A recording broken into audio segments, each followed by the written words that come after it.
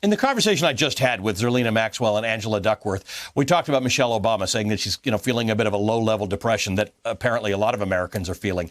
And Angela Duckworth talked about doing the things you can do, about her teenage children going out and organizing to work at polls. You have 2 kids. You're a single mother. When you get elected to Congress, you'll be, I think, the second single mother in Congress. These struggles are real for you, but your way of dealing with injustice is to run for office. You know what? Because somebody has to represent that voice. Let me tell you, I won't forget the way that it felt every single time I received my paycheck, and I looked at it and I knew that I didn't have anything left from it. It was going all over to bills, or the Monday before I would get paid. And I knew I was happy on Friday I'm getting paid, but I knew I didn't have anything left over. And I knew I still wasn't able to put money to the side for my student loans and put money, having money left over to save in case something happened. And so, I went back to school. I tried to, better myself, went into nursing. But then there was still this fight. When do we stop struggling? So that's why I'm running for office, because I don't want other people to go through what I've gone through. This fight doesn't have to be this way. That we should be able to have a better quality of life. I'm done surviving St. Louis. It's time to live.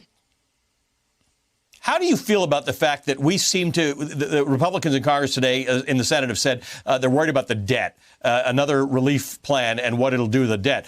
We seem to have endless money for corporations, for loans, to keep interest rates low, to do all of those things. But for poor working people who, for of no fault of their own, are out of work, facing possible eviction, facing foreclosure, losing the $600 a week federal benefit, all of a sudden, folks are worried about debt. I know. I don't understand it. We're talking about hardworking people, the same people that were the essential workers that showed up when other people were staying at home, the same people that put their lives on the line, the same people. We lost people.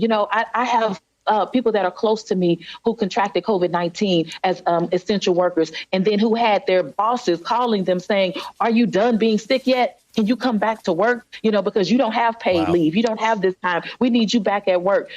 These are the people that we don't want to take care of. I know what that's like. I know that it's such a hard way to live. And so that's why I need to be in Congress, to advocate for those people, because those people are me. Those people are the people next door to me, in my community. We don't have paid leave on a national basis in this country, and we don't have universal health care, something that every other major democracy needs. You made a point. You said maybe people weren't ready to hear it then. Do you think they're more ready to hear it now?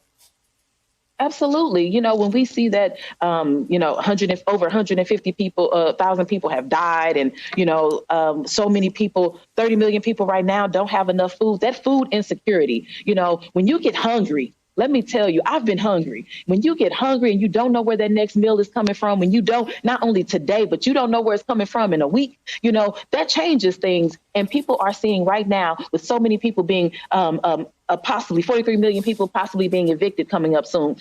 People are seeing that now we have to do things differently.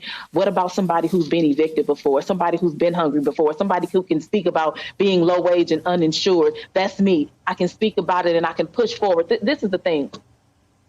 Being somebody who's been there, I know all the holes in the way that the system is built. So I'm not willing to shut up about it. I'm going to fight for people who are like me.